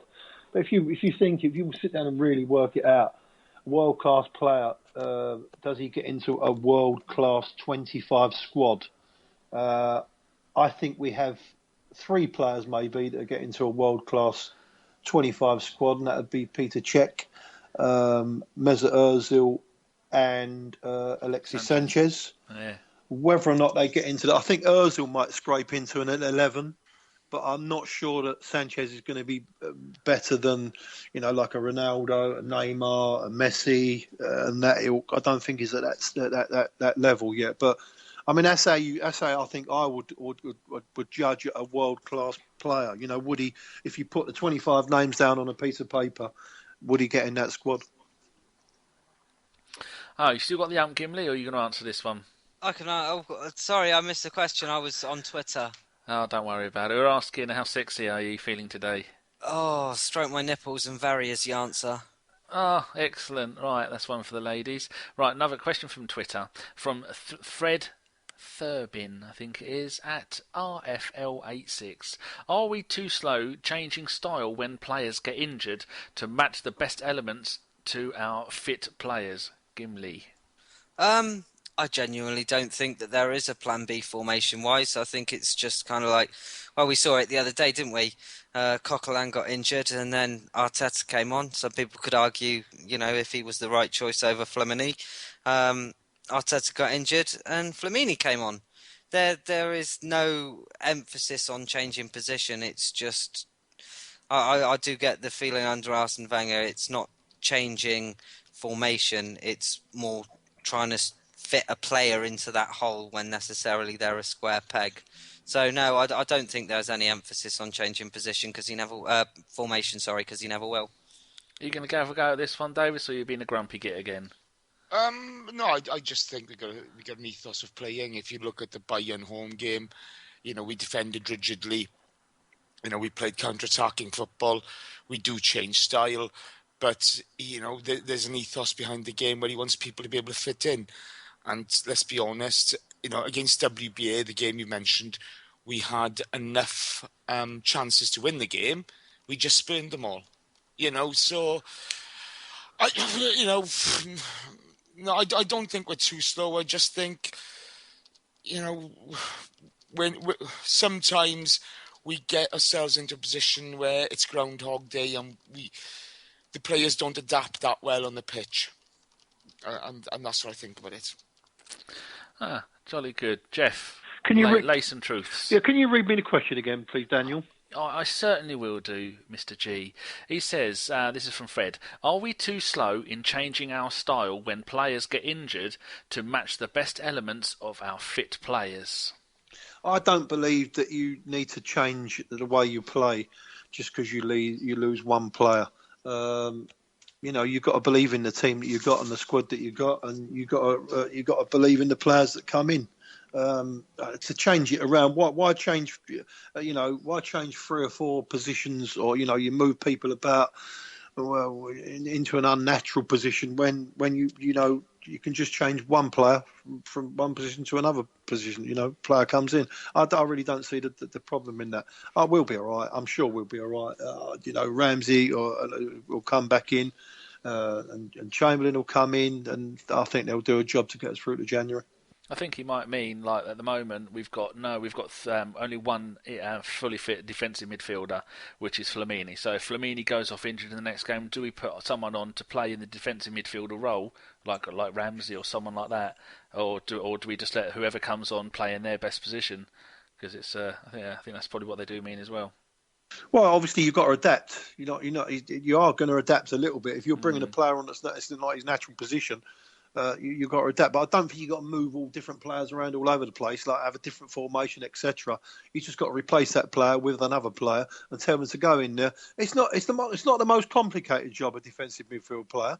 You just got to be really, really disciplined, not to ball watch and not to get above the other three offensive midfield players. You can't do that. You've got to sit in there, be really, really disciplined, and just, even if just sit in there. Don't go over the halfway line. That's not your job. Okay, Pedro?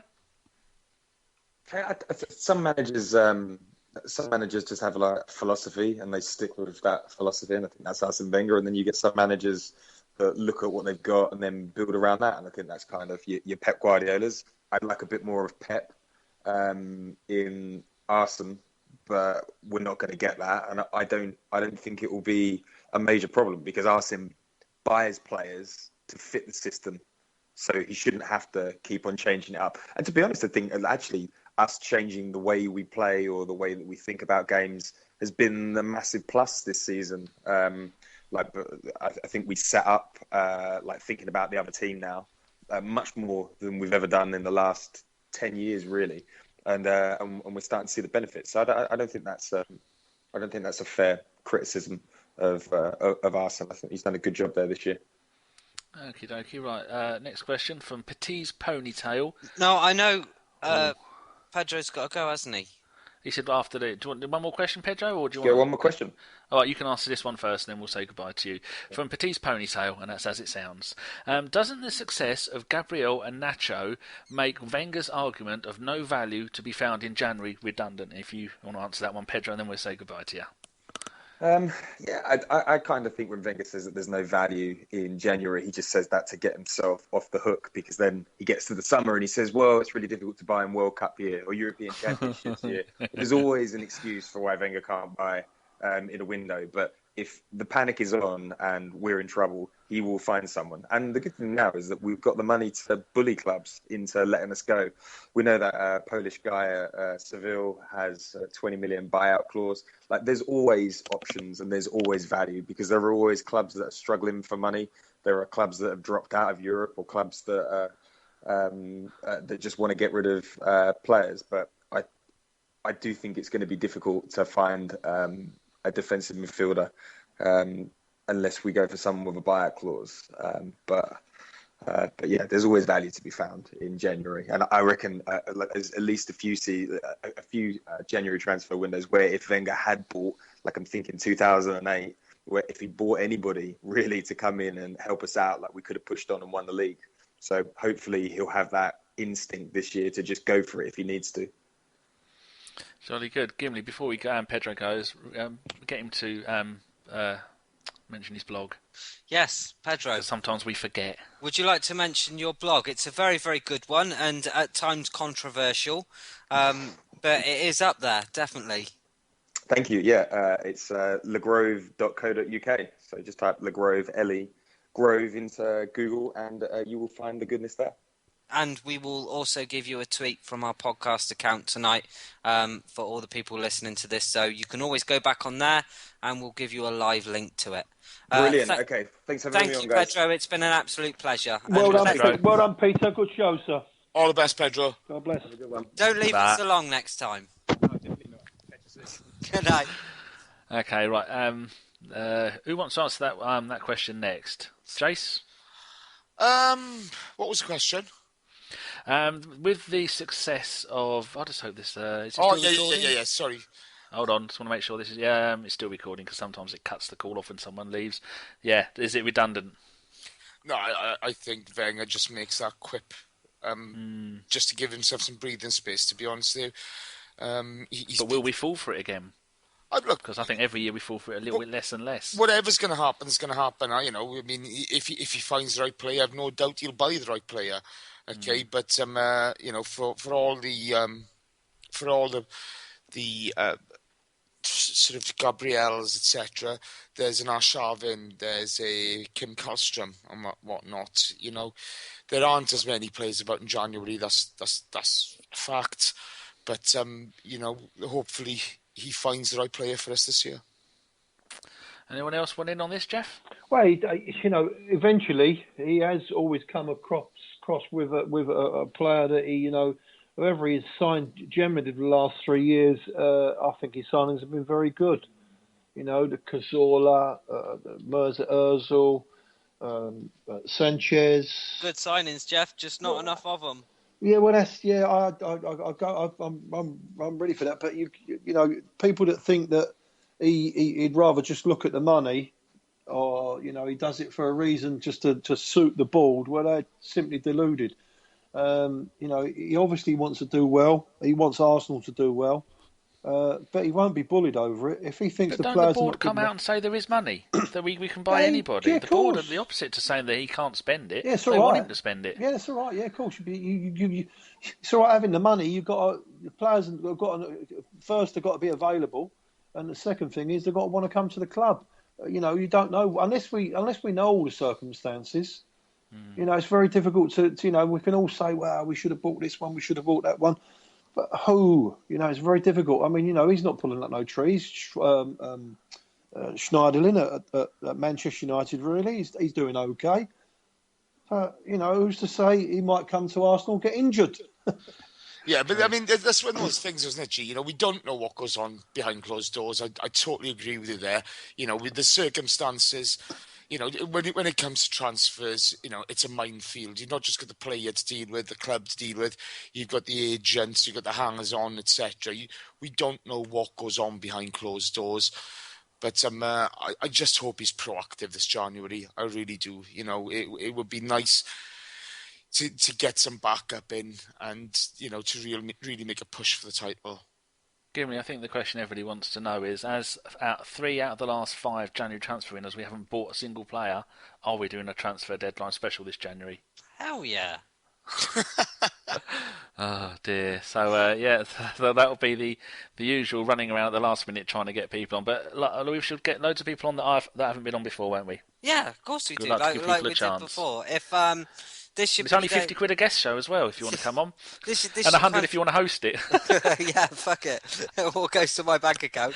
We're doing 200 shows that day. Yeah, I just got caught speeding as well, so I need a little bit of influx cash to pay the speeding fine. Thank you very much. How fast were you going? What was it? It was 69 in a 60. Oh, that's no, ridiculous. it wasn't. It was 71 in a 60. Sorry. Oh, fucking lie! You were speeding in your front room, wasn't you? Don't tell me.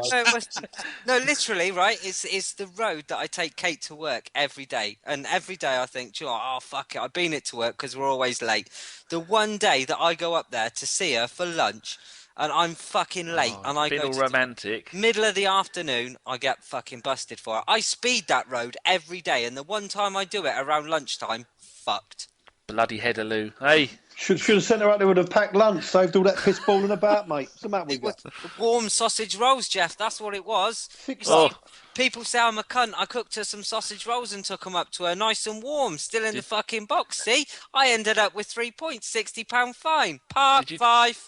Did you try and bribe the headaroo with some warm sausage? No, I didn't get caught speeding as in... Oh, as a camera. Pull over, because I'd probably be stoned. I'd probably lost my licence. But no, I got caught on one of them fucking RC camera vans. Oh, go and deface it. Stand on a chair and deface it. I know. Oh, it's disgusting. It's not grip my shit at all. No, it doesn't sound like it. Kelly Mayer. Kelly Mayer. The Canadian. Mayer is Mayer. She needs to sort that out right away, if not sooner. She says, I would like to know the heights of the podders, tallest and shortest. Well, I'm 17'6". No, you're not, Danny. Oh, in the wheelchair, you're 4'6". That's it. I'm 5'10". Gimli? I'm 4 foot what? I'm 5'8". Who are you standing on? You're standing on all your speeding fines. He's standing on Chris. between them, they're 5'4". They're both available Wait, for Panto. wait, Jace. Jace, He's Where's cracking up. He's cracking up. where's my award card? Poor Jason. He's only laughing like that because he don't want to declare he's 4'3". I'm fucking bitter in defeat. I want that. How tall's Big Jeff? I'm 6'2", mate. 6'2". Yes. I'll tell you what, none of those twatter nonsenses will come round and annoy you, will I'll tell you, they? if I carry on, I'll be 6'2" round the waist and all. I'll tell you, it won't be long. Good man, G. Good man. Go on, Jace. What's your fighting height? I'm 5'11" and a half. I got a chip on my shoulder. Are you? If you stood on the chip, you'd be 6 foot. I know. Get it off your shoulder and stand on the fucking thing. It bugs the shit out of me. It really does. Well, just lie. I'm only 5'2". You know, my mum was round today. She's only 4'10". I said, "You lose another couple of inches, you'll be available for Panto." I tell you what, I could just see Gimli and Chris and Snow White and the two dwarves now. Yeah, and you can be Snow White. Right, next question Hey, from. Jace, Yeah, bro. Okay. you're still Welsh. Damn right I am. God's people. Shut up, you bitch. Hey, we had you. I just dear, to put that camera there. This is bloody resulting into a fist fight. So just be nice, gentlemen. Right, Ahmed Nada says, if you could swap someone from our best 11 with a world beater, who would it be? And this is put in brackets. We'd realistically sell them to pay for the player. So that automatically rules out the players that have got a 50 billion release clause. So who would it be if you had to get rid of? So you have to get rid of either Czech, Özil, or Sanchez. I got one. Got what? Aaron Ramsey for Zinedine Zidane. Fuck you, Davis. Oh, dear. I'd sell Walcott for Suarez. Yeah, how much do they want for Suarez? What would you get for Walcott? 30 million? 35 if both legs are working? Sell with Chelsea for 50. And then do you think you'd get Suarez for 50 or 50 and a pound? Or if Santi was No playing chance. on the left, I'd swap Santi for Neymar. You're not going to get Neymar for the amount of money that Yeah, you sell let's be Santi for. honest. Santi will go on a free. Stupid question. No Yeah. disrespect for the lad, but it's a tough old question, isn't it, mate? Yeah, it's a hypothetical question. Well, he's in Okay, Egypt. okay. Maybe he did this when it was a very sunny day. That's it. I sell Walcott and buy Danny Ings. Fuck off. Oh, dear. Sorry, I'm fella. thinking about it. If I had to, I'd probably sell... no, I wouldn't sell anyone. I'll keep all three of them. Can't do it. So we've done those two questions. Okay, here we go. From Suburban Gooner Chris. I'm sure he did a podcast at one point. Anyway, who replaces Deboichi as backup right back when he wants out in January? So we've got the choices of, you can either have Callum Chambers play right back. I don't think you've got any chance of recalling Jenkinson. And I don't even know if we've got anybody in the Utes. Well, Gimli, it's any got idea? to be Chambers, isn't it? Because let's be honest, Hector Bellerin getting injured, it's few and far between. You know, Don't you jinxed it! I've not jinxed it, Jinxed it! but no, it's Chambers all day long because he isn't going to go out and buy another right back when he's got Jenkinson on loan. Anybody disagree? It's just not the Wenger way. I just don't think he'll go. He may want to I go. don't think he'll go either. I don't think Wenger will let him go. Yeah, he'll want to go, but he said, no, you can fuck off, you're under contract, you're staying. You know, it's a shame. It's a shame for Debussy. Let's be fair. You know, I mean, 2 bad injuries last season. You know, but to be fair to Bellerin, you know, he has a bad game. He comes back stronger and always puts a good performance in. But Jace, you look at that sprint against Zagreb when we were on the break. Oh my God! I tell you what, the most impressive sprint of the night was Oliver Giroud. My God! That run he made into Yeah. the box to take the player with him. Oh, Oof. didn't know he could run that fast. I didn't even know he could run. Jeff, do you agree with these two? Yeah, I think so, mate. Yeah? Yeah, Lovely. I don't think there's any. He won't let him go, will they? What's the point? He's under contract. He'll have to stay. Bellerin doesn't have to be injured for Debuchy to get a game. We've got to start having our defence of our FA Cup coming up. Those games will be coming thick and slowly. And then we've got these Champions League games because we're probably going to qualify for the WAFA Cup, and then that's another 50 games before the end of the season. We'll be playing 2 games a week. This one is. I'm going to read 2 questions back to back here just to show how Arsenal fans look at stuff. Oh, Pete rubble. Peter Nelson, Alexis dispossessed 7 times versus Zagreb. Might that be a concern against higher quality opposition? And then Aaron Anthony says, with the good form of Alexis showed in midweek, does he still need a rest since we don't have a proper cover fully fit? Well, there you go. That's 2 ends of the same spectrum. Jace. Look, to be honest with you, Alexis Sanchez gets dispossessed a lot in every game simply because he tries things, He shows ambition when he's got the ball. I don't kind of mind that, If you look at Santi Cazorla, he gets dispossessed a lot for, trying things, or when there's 2 players, closing down on him quickly. It happens, when he gives away the ball in stupid positions, I pull my hair out. But, the boy's a great player. There's no point in having a pop at them for losing the ball when they're trying things. That's my opinion on it. Very good, Gimli. I think Alexis Sanchez is one of those players that, like Jay said, he tries things. He's experimental and. He thinks outside the box. If you said to Alexis Sanchez, keep it simple, then he wouldn't be the same type of player. He'd probably be half the player that he is.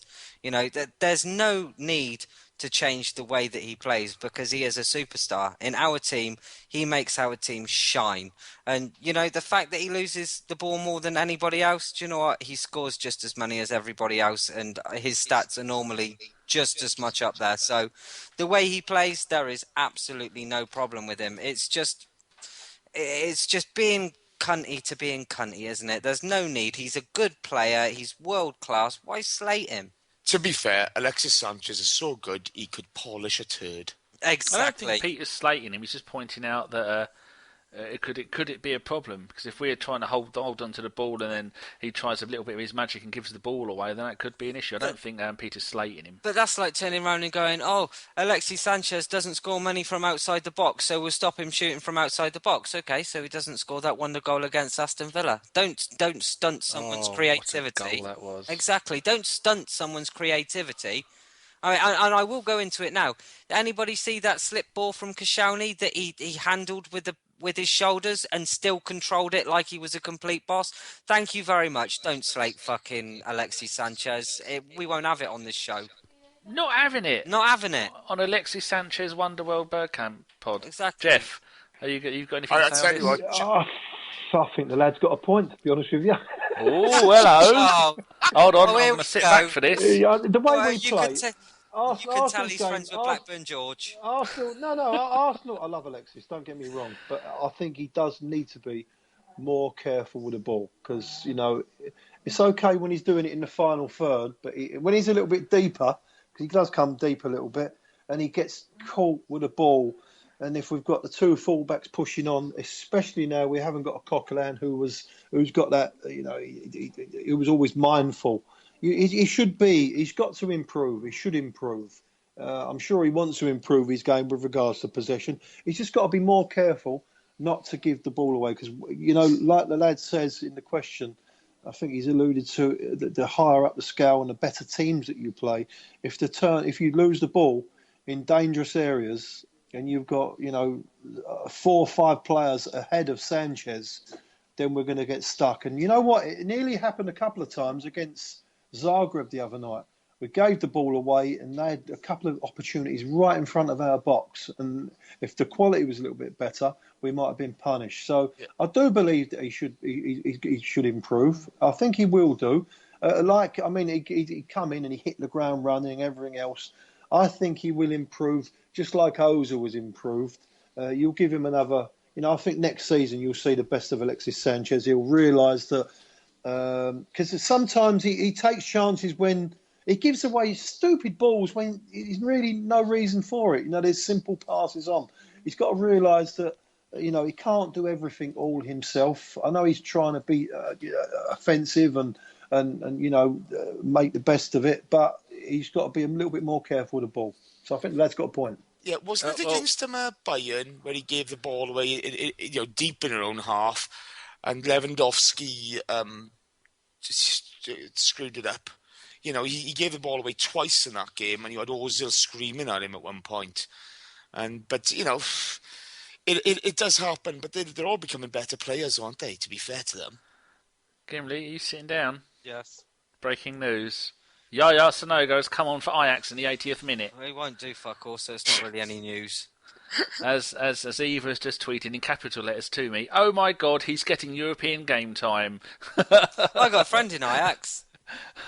In fact, this friend Naomi has put in capital letters, Sanogo coming in. I repeat, Sanogo coming in. He's coming in hot. Oh dear. Are we done with the questions? Oh, you did right there. I was busy reading this. Well, we've got 5 minutes to go, and it'll be exactly an hour and a half. Okay, I've got a couple more that are just yes or no. HPJ Guna says, if Ozil Sanchez is having a quiet game, does our team have a match winner, or we rely on set pieces? Geoff, do we have a match winner? I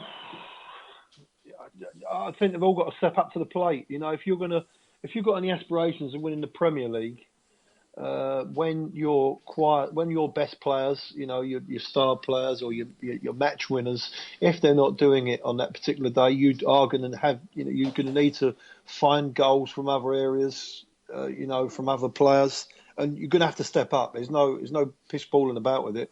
It's about you've got to do it, and we've got to find that. I mean, Ramsey gets a few goals, doesn't he? Chamberlain, hopefully he'll come through, and once he gets in the team, he maybe, score a few goals. I think we'll be all right, though. Jace, what do you think? Like the goal that the Ox got against Monaco, that was a screamer. Theo's got plenty of goals in him, and Ramsey playing central midfield in a more attacking role. What do you think? Yeah, look, I think we got goals in the squad. We've done well recently. Okay. A couple of little blips the last few games, but I think we'll be fine. I think the guys, as G said, will step up. What you find is whenever somebody's having a quiet game, the focus of the team changes and other people take up the challenge. So, hopefully we'll be okay. I don't see too much of a problem really, and as players come back from injury, that'll be good as well. So yeah, I think we'll be okay. Gimli, anything on this? I think Walcott being injured and Giroud being in the team, my personal opinion is when Walcott is fit and Giroud is playing from the bench, Giroud is probably twice a player. And whether that's... Definitely, we saw that until Theo was injured. I think that's definitely a good point. Because Giroud almost looked angry, didn't he? Exactly, and even if you have Walcott for 60 minutes, who's absolutely run the defence ragged, how many times did Giroud come on as a substitute and score a goal? There are goals in that team, and there are different ways of going about it and things that he can change, not with formations, but positions. That There's more than one way to skin a cat, and I think this season he is learning that at Arsenal, and I think he's had to. So yeah, I think there are match winners in our squad. I think we really miss. I personally, I'm missing Danny Welbeck because Welbeck is a man that can play. I know, don't get me wrong, he's not a world beater, but he can play all across the top. I like his enthusiasm, the way he chases down. He's great if he's playing wide. He'll get back in and he'll help the defence. And I think it's been a really big loss that we haven't had him, making an impact as a sub or even as a player that can come in and give somebody else a rest. I think we've missed him this season. Okay, final question from he's quite a funny bloke, Kurt Ice, and it's at CLG_the_BFA. He has quite funny things to say, and this is a quick question. Do you think Giroud tries too many one-touch layoffs? Great when it works, but how often does it not work? Geoff? I think that's a main part of his game. I don't think he's got a chance to have 3 and 4 and 5 touches of the ball. I think that's when he struggles. His game is just bringing other players in. When the ball's on his way up, he's got to have players making a movement around him so he can flick it on. I think his one-touch game is brilliant. Most of his goals are one touch. He flicks them in, or I think that's his game. And if he doesn't have that in his locker, he hasn't really got a lot else to offer. But I do think that Giroud, I think he's underrated for all the centre forwards that are out there. I think he's doing really, really well, and fair play to the lad. And I think he is improving season upon season, and if he carries on the way he is, he's going to make a lot of people eat their words. There you go. Jace. I agree wholeheartedly with Geoff. Ooh. I think his one-touch game is fabulous for a big guy. He's got a lovely touch in him. You look back at the cup final a couple of seasons ago. To win the game, the touch off to Ramsey was just world class. It was fabulous. He does it an awful lot with certain players around him. And again, you're trying something.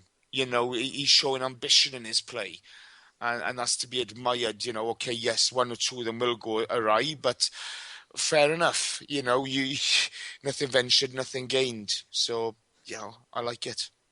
Do you agree, Gim, with his make it 3-0, an all ABW man love hug thing that he does these layoffs whilst holding off 1, 2, 3 players? It's like a WWF tag team match gone wrong. Do you know what I actually do? I think a large part of we're ending this on love. Yeah. Oh, everyone agrees. Yes. Special. I think Breakfast. he's mastered especially the finish like he did against Tottenham in the league a few years back when we won 1-0 at the Emirates. That finish with the side of the foot at the front post, I think he's mastered that superbly. I think when it comes to being a striker, a lot of Giroud's game is very much being in the right place at the right time to, almost poacher, like to quote the phrase, a fox in the box in many ways. But there's so much... Franny Jeffers. Exactly, but there's so much more to his game than that. I think he's superb. I agree with Geoff and Jace. He's a bit of an unsung hero. And I think what he brings to the team, I think if he was sold, we'd be a bit lost in that aspect. And 16 million pound, wasn't he?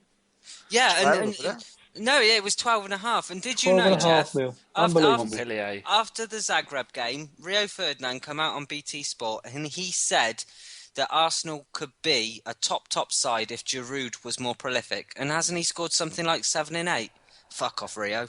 Certainly has. I mean, I had a moan at him for being a French lamppost because I think if I don't care who you play, but if you play someone up front and they score 1 goal in 10 games, drop them. Don't care who they are. But this is the problem with Giroud, isn't it? I mean, after he came back from injury last season, after he got injured the Everton game, he came back and he hit the ground running straight away, and he was superb. He's chucking his elbows about. He's having a pop at people.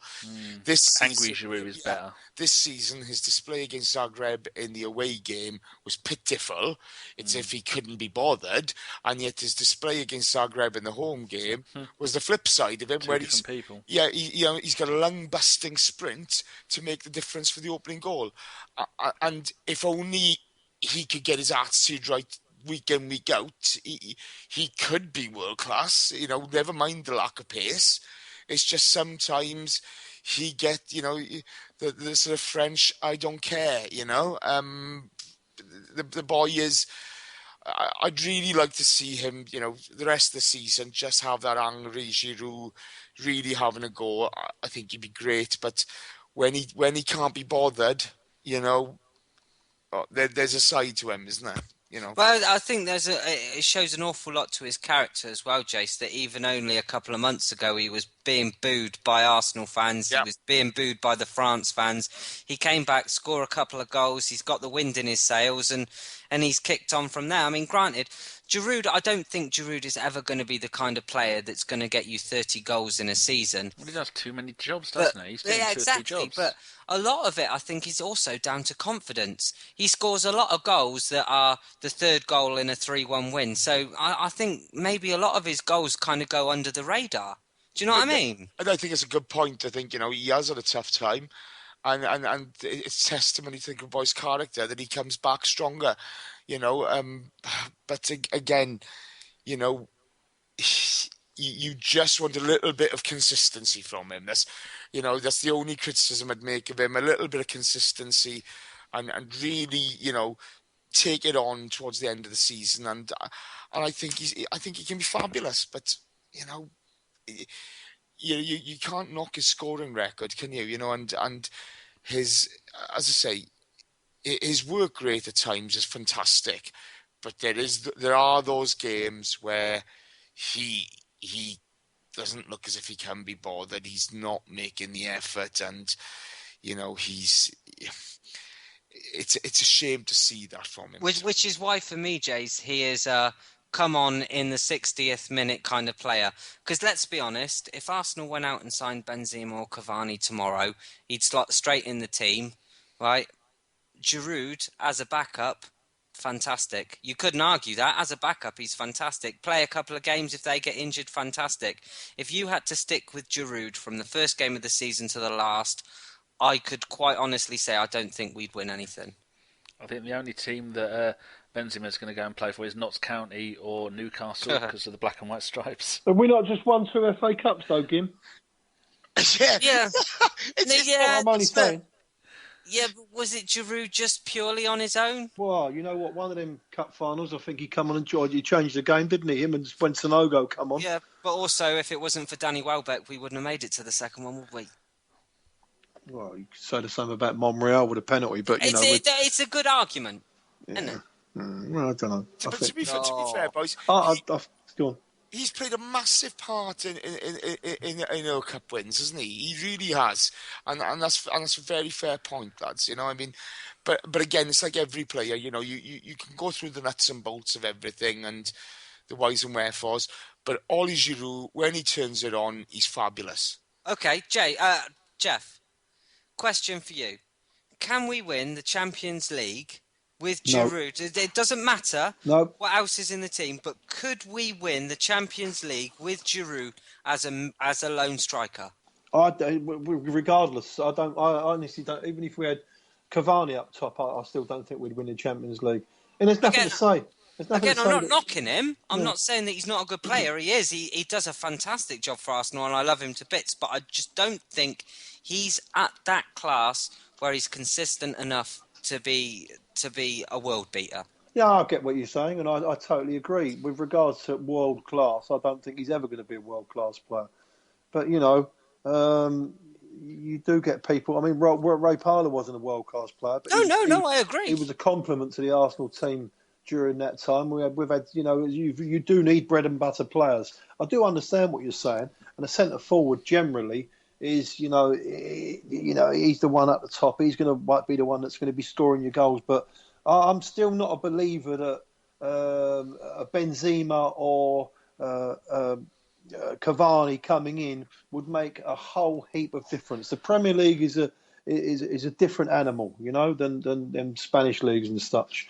The jury's out. I really, really don't know. I mean, you see Costa when he's coming. Of course, he come in at first, and it was all new for him, and he was up for it, and he scored plenty of goals. But if you see his performances this season, he got found out. He got found out, but I think people do know how to play against him now.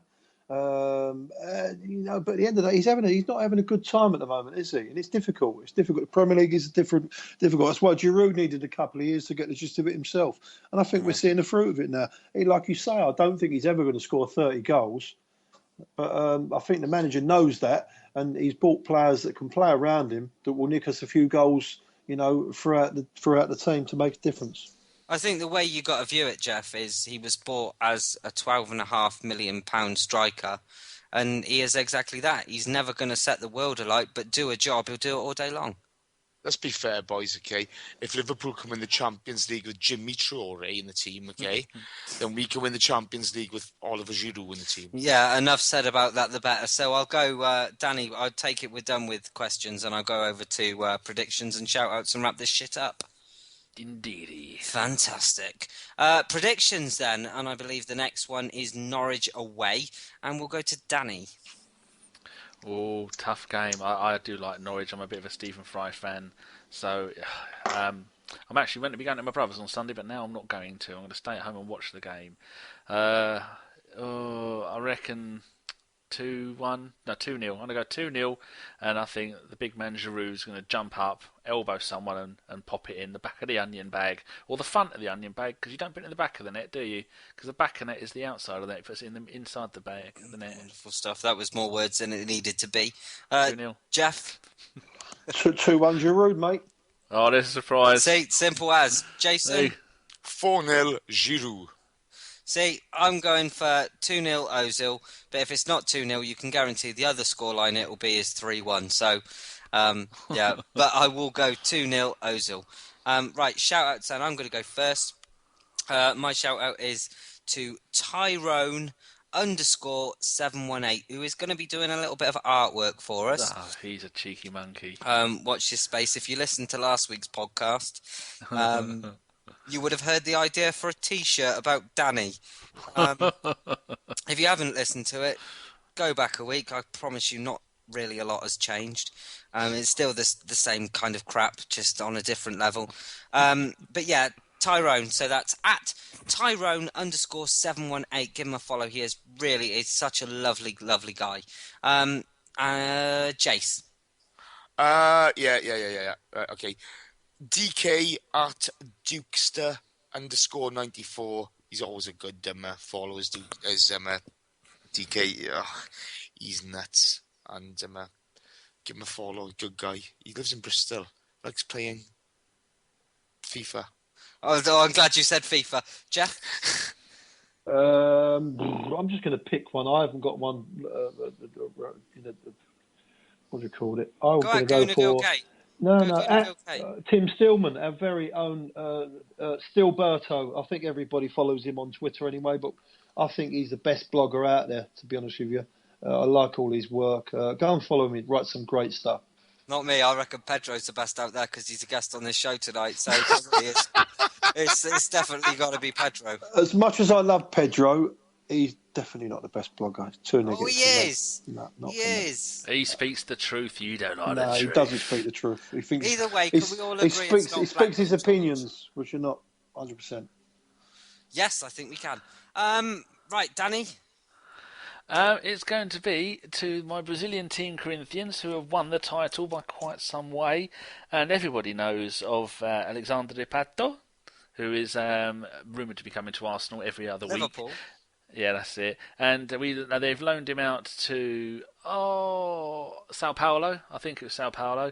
And then Corinthians won the title, and their very next game was at home, and they beat Sao Paulo 6-1, and absolutely smashed him. And Pato wasn't allowed to play, and I think he was on the bench. Yeah. So well done to the entire Corinthians supporters and the club for their second title since 2011, and now they're going to go on and win the Copa Popper. Copa Popper. Yes. No, the Copa South America. Oh, I can't bloody say it. It's in my head. I know what I want. The same one they won a few years ago. He knows what he wants to say. No, I don't. No. Breakfast. Oh, I know Chris is smiling right now. Right then, shall I wrap this shit up? Go on then. So a big thanks to Pedro, Jason, Geoff, and you, the fat man, Danny, the GFP. And you. And me. I take no thanks. I do this out of love. About them. No, you don't. You do it for the £500 per appearance you get paid. No, but I will be taking autographs after the show. Round the back. Oh, cheeky. That's not a reach around. What? I thought there was a reach around. Monkey tennis. So that was a Bergkamp Wonderland podcast. Thank you so much for listening, and keep it Arsenal. Good night. No, cheeky monkeys. Fuck you.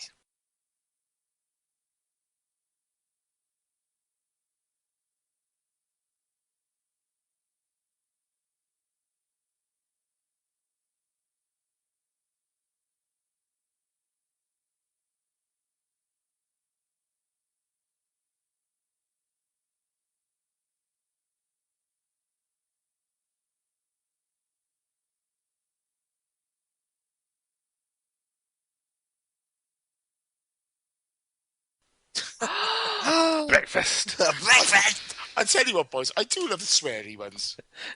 I do. People moan about us occasionally swearing. Andrew, there was a lot of from queries in Arscast, this tonight. Was there a swearing? He's the king of podcasting, and if he doesn't say the C word 50 times in a show, something's up. I Really? didn't think there was a lot of Yeah, swearing. he does. Oh, God, Oh, yeah. Jesus, does he? I He don't calls listen. people that name. Oh, you should do. He's brilliant. He's very. I do like his stuff. I tell you what, he did one with Auclair the other day, and it was really good. He did what? Philip Auclair. It was on. Another genius. I It was think- really good. Danny Yeah. does one of them every week, but it's with chocolate or Claire. Family size bucket. I tell the you what, Colonel's boys, finest. I've still got a vision, okay, of as Chris and bloody Gimli dressed as dwarves running around. You'd take to see that. Oompa Loompas. Racist. You wouldn't take the piss out of Lionel Messi or Alexis Sanchez. They're both shorter than me. Thank you very much and fuck off. I would and I have. Trust me, mate, nobody's untouchable. It's the way the world aged. By the way, you're a rock star. How long before that gets up, Daniel? Oh, it's going to be an hour maximum. Yeah, I'm going to say. There's not too much editing there, is there? I don't think. No, run with it, mate. We don't edit. That's we're because I real. hosted it, and it's always good. All right, gentlemen, let me go. I shall love you and leave you. Very good Cheers, podcast Geoff. Again. Very enjoyable, wasn't it? It was good. Yeah. Enjoyed Well that. done. Jeff, Yes, sir. don't you wish your girlfriend was hot like me? Oh, Daddy, tell me you're please recording it. It might be. Yes. That's Funniest thing you've ever said. that's gotta be the fucking outro to this show. It's genius. It's better than they call me Michael. They call me Simon. No one and got that's that. strange. No one ever My got that. name. Good. I'm going to let you go, boys. All right. Take care, G. God bless. God bless, lads. See you later. Jeff, bye. Matt. Well, boys, it's been a pleasure. Well, as always. I mean, you're going. Yeah, I need a piss. You try and have a poo now. It's not good keeping it in. I'm not trying to keep it in. I've got to. You are. You're just so tight you won't even let your poos out. That's true, to be fair. Tell you what, lads, okay? We didn't do your Santi watch. Santi watch. I was gonna do Santi watch. He fell over. He fell over. He fell over.